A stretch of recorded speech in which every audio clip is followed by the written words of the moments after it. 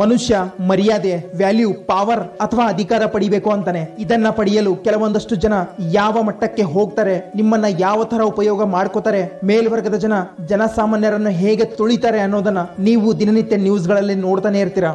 ಮತ್ತೆ ಅದೇ ಅಧಿಕಾರದಿಂದ, ಅದೇ ರೆಪ್ಯುಟೇಷನ್ ನಿಂದ ಕೆಲವೊಂದಷ್ಟು ಜನ ಸ್ಮಾರ್ಟ್ಲಿ ನಿಮ್ಮಿಂದ ತಮ್ಮ ಕೆಲಸವನ್ನು ಮಾಡ್ಕೋತಾರೆ ಮತ್ತೆ ಜನಸಾಮಾನ್ಯರನ್ನು ಮ್ಯಾನಿಪುಲೇಟ್ ಕೂಡ ಮಾಡ್ತಾರೆ. ಹೇಗೆ ಅಂದ್ರೆ ಅಧಿಕಾರ ದುರುಪಯೋಗದಿಂದ ಚತುರನಂತೆ ಮಾತಾಡಿ ತಮ್ಮ ರೆಪ್ಯುಟೇಷನ್ ಇಂದ ಮತ್ತು ತಮ್ಮ ಅಟೆನ್ಷನ್ ಇಂದ. ಅಷ್ಟೇ ಅಲ್ಲ, ಇನ್ನೂ ಸುಮಾರು ಕಾರಣಗಳಿವೆ. ನೀವು ಅನ್ಕೋಬಹುದು ಇದು ಹೇಗ್ ಸಾಧ್ಯ ಅಂತ. ನೋಡಿ, ಈ ಜಗತ್ತು ನಾವು ನೀವು ಅನ್ಕೊಂಡಷ್ಟು ಈಸಿ ಇಲ್ವೇ ಇಲ್ಲ. ಯಾಕಂದ್ರೆ ಇಲ್ಲಿ ಪಾವರ್ ಕೆಲವೊಂದಷ್ಟು ಪವರ್ಫುಲ್ ಜನರ ಹತ್ರ ಮಾತ್ರ ಇದೆ. ನೀವು ಕೂಡ ಈ ಕಲಿಯುಗದಲ್ಲಿ ಚಂಚಲ, ಚತುರ ಮತ್ತೆ ಚಾಣಕ್ಯನಾಗಿ ಆಗ್ಬೇಕು ಅಂದ್ರೆ ನಿಮಗೆ ಸಹಾಯ ಮಾಡುತ್ತೆ ದ 48 ಲಾಸ್ ಆಫ್ ಪವರ್ ಪುಸ್ತಕ. ಈ ಪುಸ್ತಕದ ಎಲ್ಲ ಲಾಗಳನ್ನ ಒಂದೊಂದಾಗಿ ವಿಡಿಯೋಗಳ ಮುಖಾಂತರ ಹೇಳುವ ಪ್ರಯತ್ನ ಮಾಡ್ತಾ ಇದ್ದೀನಿ. ಇದು 2ನೇ ವಿಡಿಯೋ ಇದೆ. ಮೊದಲ ವಿಡಿಯೋ ಇನ್ನೂ ನೋಡಿಲ್ಲ ಅಂದ್ರೆ ಲಿಂಕ್ ಡಿಸ್ಕ್ರಿಪ್ಷನ್ ಅಲ್ಲಿ ಇದೆ, ಬೇಗ ನೋಡಿ. ವಿಡಿಯೋ ಪ್ರಾರಂಭ ಆಗೋದಕ್ಕಿಂತ ಮುಂಚೆ ನಿಮ್ಮೆಲ್ಲರಿಗೂ ಒಂದು ಸೂಚನೆ. ಈ ಎಲ್ಲ ಲಾಗಳನ್ನ ನಾವು ಕಲಿತಾ ಇರೋದು ಬೇರೆಯವರು ನಮ್ಮ ಮೇಲೆ ದಬ್ಬಾಳಿಕೆ ಮಾಡಬಾರ್ದು ಎಂದು, ಹೊರತಾಗಿ ನಾವು ಯಾರ ಮೇಲೂ ದಬ್ಬಾಳಿಕೆ ಮಾಡಲು ಅಲ್ಲ. ಮತ್ತೆ ಈ ವಿಡಿಯೋ ಯಾರಿಗೂ ಶೇರ್ ಮಾಡುವ ಅವಶ್ಯಕತೆ ಇಲ್ಲ. ಈ ವಿಡಿಯೋ ಕೇವಲ ನಮ್ಮ ಸಬ್ಸ್ಕ್ರೈಬರ್ಸ್ ಗಳಿಗಾಗಿ ಮಾತ್ರ. ಹಾಗಿದ್ರೆ ಚಾನಲ್ ಅನ್ನ ಈ ಕೂಡಲೇ ಸಬ್ಸ್ಕ್ರೈಬ್ ಮಾಡಿ, ಯಾಕಂದ್ರೆ ಗುರಿ ತುಂಬಾ ದೊಡ್ಡದಿದೆ, ಟೈಮ್ ತುಂಬಾ ಕಡಿಮೆ ಇದೆ. ಹಾಗಿದ್ರೆ ಪ್ರಾರಂಭ ಮಾಡೋಣ. ಲಾ ನಂಬರ್ 4, ಯಾವಾಗಲೂ ಅವಶ್ಯಕತೆಗಿಂತಲೂ ಕಡಿಮೆ ಮಾತಾಡಿ. ನಮಗೆ ಹೇಳಲಾಗುತ್ತೆ ಅವಶ್ಯಕತೆ ಇದ್ರೆ ಮಾತಾಡಿ ಅಂತಾರೆ, ಆದರೆ ಈ ನಿಯಮ ಹೇಳುತ್ತೆ ಅವಶ್ಯಕತೆಗಿಂತಲೂ ಕಡಿಮೆ ಮಾತಾಡಿ ಅನ್ನತ್ತೆ. ನೋಡಿ, ನಾಲಿಗೆ ದೇಹದ ಒಂದು ಇಂತಹ ಅಂಗ ಇದೆ ಅಂದ್ರೆ ಇದರಲ್ಲಿ ಒಂದು ಮೂಳೆ ಕೂಡ ಇಲ್ಲ. ಆದರೆ ಇದರಿಂದಲೇ ಕೆಲವೊಂದು ಮೂರ್ಖತನದ ಮಾತುಗಳು ಬಂದ್ರೆ ದೇಹದಲ್ಲಿರುವ ಮೂಳೆ ಮುರಿಯುವ ಸಂಭಾವನೆ ಕೂಡ ಸ್ವಲ್ಪ ಜಾಸ್ತಿನೇ ಇರುತ್ತೆ. ನೋಡಿ, ಯಾವುದೋ ಒಂದು ಕೆಮಿಕಲ್ ನಲ್ಲಿ ಜಾಸ್ತಿ ನೀರು ಬೆರೆಸೋದ್ರಿಂದ ಆ ಕೆಮಿಕಲ್ ನ ಪ್ರಭಾವ ಹೇಗೆ ಕಡಿಮೆ ಆಗುತ್ತೋ ಹಾಗೆ ನಾವು ಜಾಸ್ತಿ ಮಾತಾಡೋದ್ರಿಂದ ನಮ್ಮ ಬೆಲೆ ಕೂಡ ಕಡಿಮೆ ಆಗುತ್ತೆ ಅಂತ ಆಥರ್ ಹೇಳ್ತಾರೆ. ಇದನ್ನ ಒಂದು ಎಕ್ಸಾಂಪಲ್ ಮೂಲಕ ತಿಳಿಯೋಣ. ಕೊರಿಯೋಲೈನಸ್ ರೋಮನ್ ಸಾಮ್ರಾಜ್ಯದ ಒಬ್ಬ ಪ್ರಸಿದ್ಧ ಹೋರಾಟಗಾರ ಮತ್ತು ರೋಮನ್ ಸೇನೆಯ ದಂಡನಾಯಕ ಆಗಿದ್ದ. ಈತ ದೇಶಕ್ಕಾಗಿ ಅನೇಕ ಯುದ್ಧಗಳನ್ನು ಮಾಡಿದ್ದ.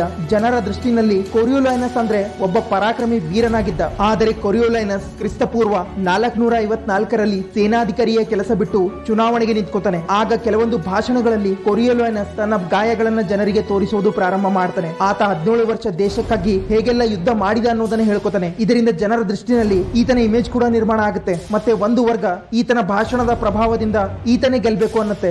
ಆದರೆ ಇನ್ನೊಂದು ವರ್ಗ ಅಂದ್ರೆ ಶ್ರೀಮಂತರ ವರ್ಗದ ಜನರನ್ನ ಮೆಚ್ಚಿಸಲು ಆತ ಕೇವಲ ಅವರಿಗಾಗಿಯೇ ಮಾತಾಡೋದು ಪ್ರಾರಂಭ ಮಾಡ್ತಾನೆ. ಮುಂದೆ ಕೊರಿಯೋಲೈನಸ್ ಭಾಷಣಗಳಲ್ಲಿ ಆತ ಗರ್ವ ಮತ್ತೆ ಮೂರ್ಖತನದ ಮಾತುಗಳನ್ನು ಮಾತಾಡಲು ಪ್ರಾರಂಭ ಮಾಡ್ತಾನೆ. ಇದರಿಂದ ಆತನ ಇಮೇಜ್ ಜನರ ದೃಷ್ಟಿನಲ್ಲಿ ಕಡಿಮೆ ಆಗ್ತಾ ಇರುತ್ತೆ. ಮತ್ತೆ ಕೊನೆಯ ಭಾಷಣದಲ್ಲಿ ಈ ದೇಶದಲ್ಲಿ ಪ್ರಜಾಪ್ರಭುತ್ವ ವ್ಯವಸ್ಥೆ ಸರಿ ಇಲ್ಲ ಅಂತಾನೆ. ಇದು ಜಾಸ್ತಿ ಆಗುತ್ತೆ. ಜನ ಆತನಿಗೆ ಚುನಾವಣೆಯಲ್ಲಿ ಸರಿಯಾಗಿ ಬುದ್ಧಿ ಕಲಿಸ್ತಾರೆ. ಕೊರಿಯೋಲೈನಸ್ ಸೋತೋಗ್ತಾನೆ. ಇಲ್ಲಿ ಹೇಳುವ ಅರ್ಥ ಇಷ್ಟೇ, ಜನರಿಗೆ ನಿಮ್ಮ ಮಾತುಗಳಿಂದ ಗೆಲ್ಲುವ ಪ್ರಯತ್ನ ಮಾಡಬೇಡಿ. ಯಾಕಂದ್ರೆ ಯಾವಾಗ ನಾವು ಜಾಸ್ತಿ ಮಾತಾಡ್ತೀವಿ ಆವಾಗ ನಮ್ಮಿಂದ ಒಂದಾದ್ರೂ ಒಂದು ಮೂರ್ಖತನದ ಮಾತು ಬಂದೇ ಬರುತ್ತೆ. ನೋಡಿ, ಚಿಲ್ಲರೆ ನಾಣ್ಯಗಳಿಗೆ ಒಂದು ಬೆಲೆ ಇದ್ರೆ 100 ರೂಪಾಯಿ ನೋಟಿಗೂ ಒಂದು ಬೆಲೆ ಇದೆ. ಜಾಸ್ತಿ ಮಾತಾಡೋದ್ರಿಂದ ನಮ್ಮ ಮಾತಿಗೆ ಬೆಲೆ ಇರೋದಿಲ್ಲ. ಅದೇ ಕಡಿಮೆ ಮಾತಾಡೋದ್ರಿಂದ ನಮ್ಮ ಮಾತು ಜಾಸ್ತಿ ಇಂಪ್ಯಾಕ್ಟ್ಫುಲ್ ಮತ್ತೆ ಇಂಪಾರ್ಟೆಂಟ್ ಅನಿಸುತ್ತೆ.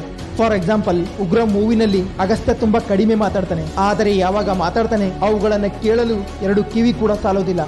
ಲಾ ನಂಬರ್ 5, ನಿಮ್ಮ ಪ್ರತಿಷ್ಠೆ ಮೇಲೆ ಎಲ್ಲಾನು ಡಿಪೆಂಡ್ ಆಗಿದೆ. ಅದನ್ನ ರಕ್ಷಣೆ ಮಾಡಿ. ಇಲ್ಲಿ ಪ್ರತಿಷ್ಠೆ ಅಂದ್ರೆ ನಿಮ್ಮ ರೆಪ್ಯುಟೇಷನ್ ಮತ್ತು ನಿಮ್ಮ ಇಮೇಜ್. ಇದೇ ನಿಮ್ಮ ಶಕ್ತಿಯ ಬುನಾದಿಯಾಗಿದೆ. ಇದರಿಂದಲೇ ನೀವು ಜನರ ಮೇಲೆ ಹಿಡಿತ ಸಾಧಿಸಬಹುದು. ನೀವು ಹೇಗೆ ಜನರ ಮುಂದೆ ನಿಮ್ಮ ಇಮೇಜ್ ಇಡ್ತೀರಾ ಹಾಗೆ ಜನ ನಿಮಗೆ ಮರ್ಯಾದೆ ಕೊಡ್ತಾರೆ. ಟಾಟಾ, ರಿಲಯನ್ಸ್ ಮತ್ತೆ ಆಪಲ್ ಈ 3 ಕಂಪ್ನಿನಲ್ಲಿ ಕಾಮನ್ ವಿಷಯ ಏನ್ ಗೊತ್ತಾ? ಅದುವೇ ಬ್ರ್ಯಾಂಡ್. ಇಲ್ಲಿ ಟಾಟಾ ಅಂದ್ರೆ ಮೊದಲಿಗೆ ನಮ್ಮ ಮುಂದೆ ಬರೋರು ಸರ್ ರತನ್ ಟಾಟಾ ಮತ್ತು ಅವರ ಸರಳವಾದ ವ್ಯಕ್ತಿತ್ವ. ಸರ್ ರತನ್ ಟಾಟಾ ಅವರು ಕೇವಲ ಒಂದು ಮಾತು ಹೇಳಿದ್ರೆ ಸಾಕು, ಈ ಕಂಪ್ನಿನಲ್ಲಿ ಇನ್ವೆಸ್ಟ್ಮೆಂಟ್ ಮಾಡಿ, ಬರುವಂತ 2 ರಿಂದ 3 ವರ್ಷಗಳಲ್ಲಿ ನಿಮ್ಮ ಹಣ 7 ರಿಂದ 8% ಹೆಚ್ಚಾಗುತ್ತೆ ಅಂದ್ರೆ ಯಾರು ತಾನೇ ಇನ್ವೆಸ್ಟ್ಮೆಂಟ್ ಮಾಡೋದಿಲ್ಲ ಹೇಳಿ? ಅದೇ ವಿಜಯ್ ಮಲ್ಯ ಹೇಳಿದ್ರೆ ಈ ಕಂಪ್ನಿನಲ್ಲಿ ಇನ್ವೆಸ್ಟ್ಮೆಂಟ್ ಮಾಡಿ ನಿಮ್ಮ ಹಣ 10% ಹೆಚ್ಚಾಗುತ್ತೆ ಅಂದ್ರೆ ಜನ 10 ಸಲ ಅಲ್ಲ 100 ಸಲ ಯೋಚನೆ ಮಾಡ್ತಾರೆ. ಯಾಕಂದ್ರೆ ಈ ವ್ಯಕ್ತಿಯ ರೆಪ್ಯುಟೇಷನ್ ಮತ್ತು ಇಮೇಜ್ ಕೆಲವೊಂದು ತಪ್ಪುಗಳಿಂದ ಹಾಳಾಗಿದೆ. ಅದಕ್ಕೆ ನಿಮ್ಮ ರೆಪ್ಯುಟೇಷನ್ ನೀವು ಈ ತರ ಇಟ್ಕೊಳ್ಬೇಕು ಅಂದ್ರೆ ನಿಮ್ಮ ಹೆಸರು ಹೇಳಿದ್ರೇನೆ ಕೆಲಸ ಆಗ್ಬೇಕು. ಅದಕ್ಕೆ ಯಾವುದೇ ಕಾರಣಕ್ಕೂ ನಿಮ್ಮ ಪ್ರತಿಷ್ಠೆಯನ್ನ ರಕ್ಷಣೆ ಮಾಡಿ. ಯಾಕಂದ್ರೆ ಜನ ನಿಮ್ಮ ಬಗ್ಗೆ ಮಾತಾಡೋದಕ್ಕಿಂತ ಮುಂಚೆ 10 ಸಾರಿ ಯೋಚನೆ ಮಾಡಬೇಕು. ನಮ್ಮ ಇಮೇಜ್ ಮೇಲೆ ಒಂದು ಕಪ್ಪು ಚುಕ್ಕೆ ಬಂದ್ರು ಜನ ನಮ್ಮ ಬಗ್ಗೆ ಥರದ ಮಾತುಗಳನ್ನು ಮಾತಾಡ್ತಾರೆ. ಅದಕ್ಕೆ ನಿಮ್ಮ ರೆಪ್ಯುಟೇಷನ್ ಮತ್ತು ಇಮೇಜ್ ಅನ್ನ ರಕ್ಷಣೆ ಮಾಡಿ. ನೋಡಿ, ನಮ್ಮ ರೆಪ್ಯುಟೇಷನ್ ಜಾಸ್ತಿ ಆಗೋದು ಈ 4 ಕಾರಣಗಳಿಂದ. ನಮ್ಮ ಬಟ್ಟೆಯಿಂದ, ನಮ್ಮ ಹಣದಿಂದ, ನಮ್ಮ ಮಾತಿನಿಂದ ಅಂದ್ರೆ ಮಾತಾಡುವ ಮಾತಿನಿಂದ, ಮತ್ತೆ ನಮ್ಮ ಕೆಲಸದಿಂದ ಅಂದ್ರೆ ನಮ್ಮ ಅಧಿಕಾರದಿಂದ. ಹಾಗಿದ್ರೆ ಈ 4 ಸರಿಯಾಗಿ ಇಟ್ಕೊಳ್ಳಿ. ಇದರಿಂದ ಜನರ ನಡುವೆ ನಿಮ್ಮ ರೆಸ್ಪೆಕ್ಟ್ ನೆಕ್ಸ್ಟ್ ಲೆವೆಲ್ ನಲ್ಲಿ ಇರುತ್ತೆ. ನಂಬರ್ 1, ನಿಮ್ಮ ಡ್ರೆಸ್ಸಿಂಗ್ ಸೆನ್ಸ್ ಅನ್ನ ಸುಧಾರಿಸಿಕೊಳ್ಳಿ. ನಾನ್ ನಿಮಗೆ ಎಕ್ಸ್ಪೆನ್ಸಿವ್ ಬಟ್ಟೆ ಖರೀದಿ ಮಾಡಿ ಅಂತಿಲ್ಲ, ಬದಲಾಗಿ ಏನಿದೆ ನಿಮ್ಮ ಹತ್ರ ಅದನ್ನೇ ಸುಧಾರಿಸಿಕೊಳ್ಳಿ ಅಂತ ಇರೋದು. ಯಾಕಂದ್ರೆ ನಿಮ್ಮ ಫಸ್ಟ್ ಇಂಪ್ರೆಷನ್ ಇದರಿಂದಲೇ ಜಾಸ್ತಿ ಆಗುತ್ತೆ. ನಂಬರ್ 2, ನಿಮ್ಮ ಹತ್ರ ಹಣ ಇದ್ರೇನೆ ಜನ ಕೇಳ್ತಾರೆ ಹೇಗಿದ್ಯಾ ಅಂತ. ಹಣ ಇಲ್ಲ ಅಂದ್ರೆ ಜನ ಕ್ಯಾರೆ ಅನ್ನೋದಿಲ್ಲ. ಅದಕ್ಕೆ ಎಲ್ಲಕ್ಕಿಂತ ಮೊದಲು ಹಣ ಸಂಪಾದನೆ ಕಡೆ ಗಮನ ಹರಿಸಿ. ಇದರಿಂದ ಪ್ರತಿಯೊಬ್ಬರು ನಿಮ್ಮ ಕಡೆ ಅಟ್ರಾಕ್ಟ್ ಆಗ್ತಾರೆ ಮತ್ತೆ ಪ್ರತಿಯೊಬ್ಬರು ನಿಮಗೆ ಮರ್ಯಾದೆ ಕೊಡ್ತಾರೆ. ನಂಬರ್ 3, ನಿಮ್ಮ ಮಾತುಗಳು ಸರಿಯಾಗಿದ್ರೆ ನಿಮ್ಮ ನಿಜವಾದ ಗುಣಗಳು ಜನರಿಗೆ ಗೊತ್ತಾಗುತ್ತೆ. ಅದಕ್ಕೆ ಕಮ್ಯುನಿಕೇಶನ್ ಸ್ಕಿಲ್ಸ್ ಕಲಿಯಿರಿ. ಇಲ್ಲ ಯಾವಾಗ ಅವಶ್ಯಕತೆ ಇರುತ್ತೆ ಆವಾಗಲೇ ಮಾತಾಡಿ.